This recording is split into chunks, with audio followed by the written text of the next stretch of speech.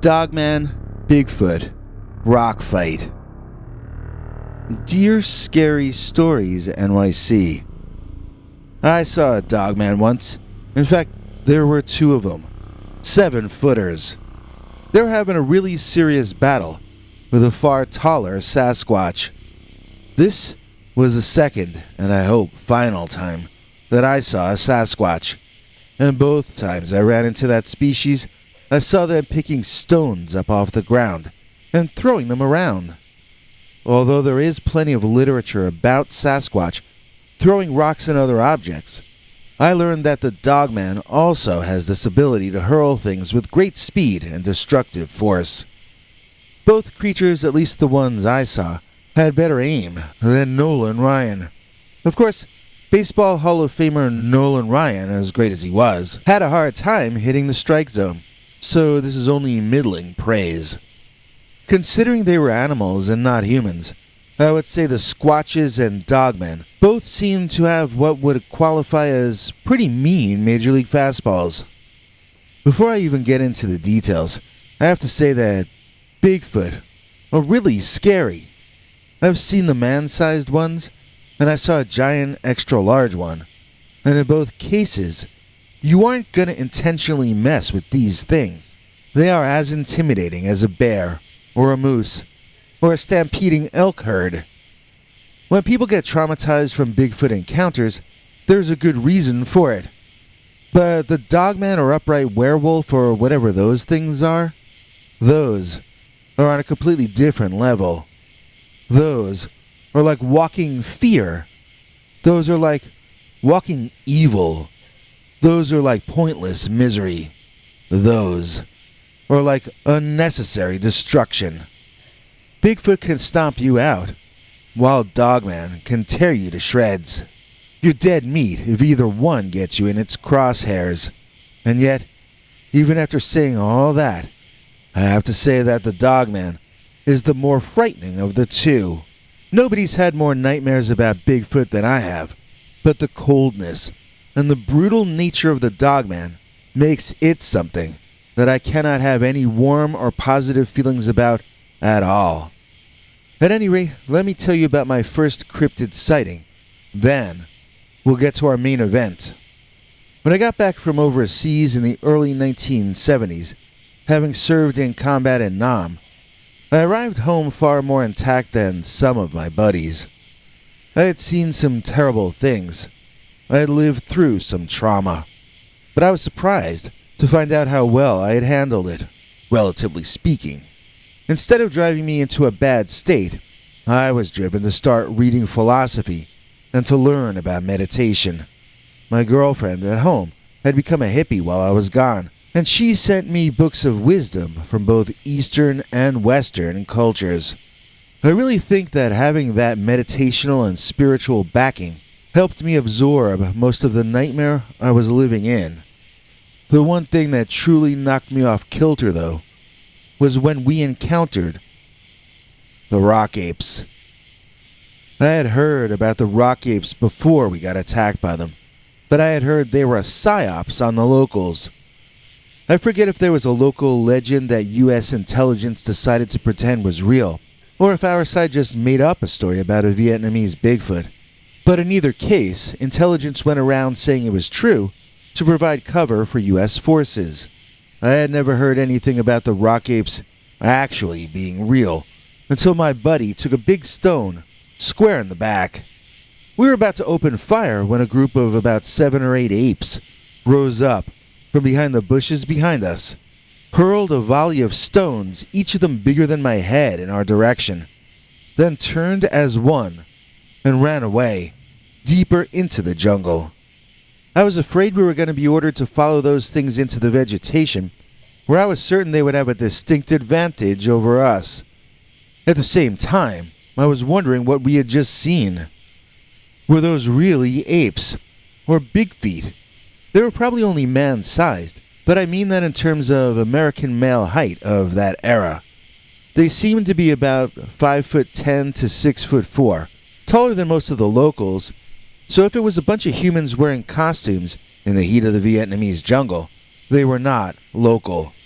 What if the area had been gassed with airborne hallucinogens, and we saw something completely different from what we think we saw? I had heard about airborne hallucinogens being used by intelligence, but I had never believed it was possible before. Well, if that wasn't the explanation, then it meant that rock apes were real. So, although that entire incident lasted maybe 1 minute to 90 seconds, I never really progressed past that moment in my life. I had so many questions about it that remained unanswered. Each night my mind would wander back to wondering about it as I fell asleep, and each morning I'd wake up wondering about it still. It was like a puzzle with one piece missing. I could taste the answer. It felt so close. I could feel that I knew what had happened, but something was blocking my conscious mind from accepting that truth. After returning to the States, my wife and I both decided that we had been drinking too much. Our life had become sloppy, so we went on a camping trip to the woods with no alcohol, just to sort of bring everything back to square one. Although I did crave a drink for the first couple of days, we were more just stuck in bad habits than full-blown alcoholics, so it was actually a fun trip for the most part. We were camping in the Morgan-Monroe State Forest in Indiana, which is basically connected to two other large forests, namely Yellowwood State Forest and Brown County State Park. It's like a whole chunk of mostly unchanged nature plopped right down in the middle of the most modern country on the planet. I was telling this story once to one of the guys I served with, and he cut me off, saying that there is no Dogman in Indiana. He said it only exists in Michigan and Wisconsin, and then in Canada north of there. I reminded him about the Lougarou or the Rougarou down in Louisiana. He agreed. Those might be Dogmen as well, as the descriptions are very similar. When I asked him what was one of the states between Wisconsin or Michigan and Louisiana, he had to admit Indiana is right between the two areas most known for Dogman sightings. Maybe the Dogman aren't as populous here, but that doesn't mean we don't have them. Maybe you just have to scout around a little harder. I don't think too many people these days would question the presence of Bigfoot in any of the mainland United States or Alaska. I don't suppose he's been seen in Hawaii, but he's everywhere else in the USA. This time, he was in Indiana. So the two of us were hiking back to our tent to make some food for dinner. As the sun was getting ready to go down, we had a fun time, went out, but I was ready for some food and some sleep. I don't think we were more than 5 minutes away from our camp when our progress got halted by a crazy combination of sounds ahead of us and to our right. There was screaming that sounded angry, and there was screaming that sounded scared or in pain. There were deep, thudding sounds which shook the earth, and the sound of thick branches being cracked in two. I tried not to betray how scared I was, and calmly tugged my wife to hide with me beside a very big old tree surrounded with spider web-filled bushes. We were able to peer out between the leaves of the bushes and the webs and the bugs, and eventually, we were able to see what was making all that noise. Into the clearing in front of us burst a gargantuan being, a hairy humanoid giant, 14 feet tall at minimum. He was covered in thick fur, and his head came to a point like a gorilla. But he seemed an oversized human, more than an upright ape, at least to me. He had a nose that looked human, for one thing. He had hands and feet that looked like huge, wide human feet. This guy's fur was brown, unlike the rock apes I had seen in Nam. It was terrifyingly tall, whereas the rock apes were closer to 6 feet. I can't say they were the same thing, but I do think this was sort of the American version of the rock ape. And as that thought crossed over into my conscious mind, the beast man actually leaned down and picked up a really big rock. I mean, this would have taken me 2 hands to lift up. It was bigger than a basketball and seemed really heavy. I thought this guy was going to throw that huge rock at me and my wife, which was an unreasonable thought to have. We were hiding. It couldn't even know we existed yet. I think I was having a sort of a flashback to my previous traumatic experiences overseas. It's not like I thought I was back in the jungle again. It's just more like it felt the same in the pit of my stomach. I felt the same fear, that I might get my skull cracked open. But now the fear was compounded by the fact that the creature I was being threatened by was a 15-foot Bigfoot. I froze up in a combination of mortal fear and the more immortal fear of the supernatural. I felt my body temperature drop, and I knew that the world had become haunted. I told myself in my head that I didn't have the option of freaking out. My wife was with me. I had to make sure both of us got out of this situation unscathed. I got myself a good view of that Bigfoot to see what he was going to do with that big stone. Well, he did a flip of the stone around his chest, sending it flying in a big loop behind him. We were not behind him. He was not throwing at us. I had been overreacting because of my earlier rock ape trauma. So what was he throwing at then, if not me and my wife?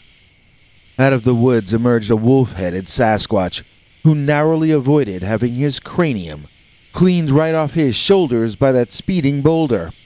The canine-headed creature bent down out of my range of vision, then came up quickly, holding a big rock of his own. Taking a step or two out, I could see a second creature of his species emerging from the woods as well. The first one was enough in my view that I could see he was not, in fact, another kind of Sasquatch. The back legs were not like Bigfoot legs at all. They were like the back legs of a wolf or dog. And the feet were too small on this thing for it to have ever been called a Bigfoot. It looked more like a werewolf from a movie made in the 1980s or afterward, like American Werewolf in London. But they both stood upright and walked in even more of a human gait than the Sasquatch, who was at least somewhat slumped forward as he jogged through the scene. They all had fur in an array of autumn colors, and I thought it must be impossible to see them when the leaves turn color. And by them, in this case, I'm referring to both the Dogman as well as the Sasquatch that they appeared to be chasing. I have to say, witnessing the Bigfoot felt like I was seeing a primitive giant running out of humanity's past into my present. But when I saw those upright werewolves or dogmen, it was more like seeing vicious creatures from hell. They looked like the devil's own dogs, sent to Earth to cause misery in one way or another. They seethed and hissed, almost like snakes or cats. Their glowing eyes shone an almost reddish yellow, emitting a slight mist or steam, as though they had a temperature equal to that of fire. I saw no pupils in that glow, adding to the demonic appearance of the monsters. When I saw the Sasquatch, I felt I was seeing an infant grown far too large, forced to be savage in order to survive. The Dogman, on the other hand, seemed outright evil. They seemed to want to inflict pain. They seemed as though all of this was some kind of sick sport to them. I suppose you could say I felt empathy for the Bigfoot, in spite of its resemblance to the rock apes of my recurring nightmares.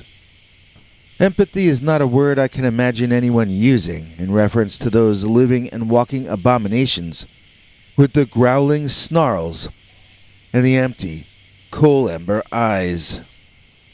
It was impossible in that context not to identify with the Bigfoot, but I did not feel any urge to try to help him. Instead, I felt double the fear I might have already felt about those dogmen. If this 15-foot Bigfoot was running away from them, screeching like a little coward, if even he was frightened into trying to escape, then what chance would my wife and I have against these two savage dogmen? None at all. That's the answer to that math puzzler. So I don't know if the Dogman naturally threw stones when fighting, or if they just picked up the idea from the Bigfoot, but I saw both of them arm themselves with what was at hand below. One scored a direct hit on the back of the Squatch, who howled loudly like a mix between an injured woman and an asthmatic having an attack. In one long, continuous, and graceful movement, the Bigfoot leaned down, scooped up a stone the size of a volleyball, and flung its sidearm into the face of the second Dogman. The creature was thrown backward into a tree and seemed down for the count. The other Dogman completely ignored that this had happened and sped up his running, chasing the Bigfoot away into the woods, past what we could see. I stood up and pulled my wife in one direction, but she pulled me in the other. She wanted to go look for the injured Dogman. She wanted to see if he was alive or not. She wanted to try to get a photo of him, up close, with her Kodak pocket camera. In those days, you were still allowed to disagree with your wife, though. And sometimes you were even allowed to win arguments against her. So I exercised that former right I used to have, and I just grabbed her hand and ran us both away from the danger and back to our camp. And you know what? Man, I don't care what you say to me, I would do the same thing if I had 20,000 chances to make a different choice. Trust me, my wife has bugged me about it since then, saying I'm the reason she didn't get to prove the existence of werewolves in Indiana. But what if we walked over there and the thing woke up? What then? If we got injured? Or worse? I suppose that would also be my fault? Another complaint I get from people I tell this story to is that they want to know who won the fight between the giant Bigfoot and the one remaining werewolf or Dogman. What, like I should have run after them? My wife wanted us to run toward the injured Dogman, and people I tell the story to wanted me to run after both a Bigfoot and a Dogman. I apologize that I was the only guy in the situation, and all I wanted to do was get as far away from there as possible. I will tell you this. If I were a betting man, I have to say I would put all my money on the Sasquatch. It took that one Dogman out so fast with his sidearm delivery that I can't imagine the other guy would stand a chance against him alone. Plus, the Bigfoot was only trying to get away and survive. He was fighting in self-defense. The Dogman, on the other hand, was trying to bring down an opponent more than twice his size who was actively trying to escape. I mean, I would put all the odds in the Bigfoot's favor. After all, he's not trying to destroy his enemy. He's only trying to escape him. So yeah, Team Bigfoot all the way as far as I can see it. But if you want to find out for yourself, why not come to Indiana the next time you go camping? I can't guarantee you'll see battling cryptids, but I can guarantee some beautiful country and some good honest people. No, I don't work for the Indiana Tourism Board, but everyone here would welcome some tourism, that is. We did have some nice traffic from out-of-towners this past summer, so I'm hoping things can maybe get back to normal. I don't want to build back better. I just want the government to back off and let us run our business again so that we can survive. Maybe your channel should tell stories about politicians. Those are the only creatures alive in our midst who are perhaps even more vicious and feral than the Dogman itself. Sometimes it feels lately as though political debates are going to break down into something like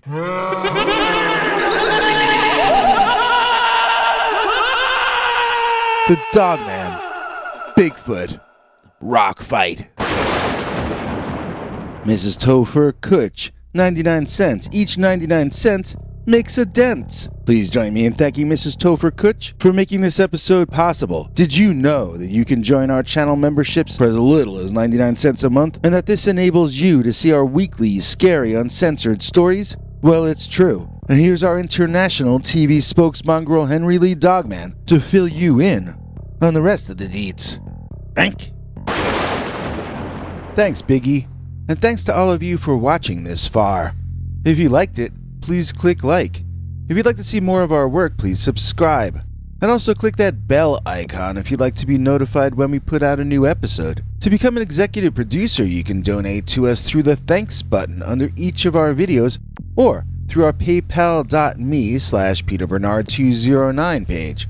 To receive cool perks like secret uncensored Dogman episodes far too wild to ever run on this channel, you can become a YouTube channel member by clicking the join button, or join our PayPal subscribers club at peterbernard.com. Joining either at the $3 a month level or above gets you access to our over 25 hours of secret uncensored Dogman stories available nowhere else. Do you have a scary story about Dogman or some other kind of high strangeness that happened to you? Let us know by emailing us at scarystoriesnyc@gmail.com or by leaving us a voicemail message at 804-LA-SCARY. You may need to call back on that when it cuts off after I think 3 minutes. And if you don't want to do any of that stuff, thank you for simply watching to the end. Good night, and have a scary tomorrow.